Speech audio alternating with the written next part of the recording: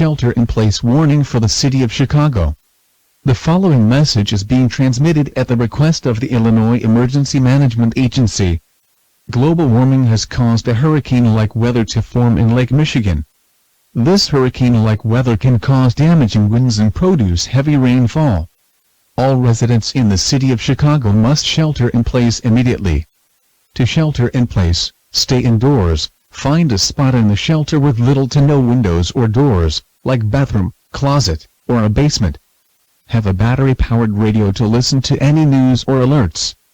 Have enough food, water, and medical supplies that last at least 1 to 2 weeks. If your shelter is being flooded, move to highest floor possible. If anyone is seriously injured, call 911 immediately.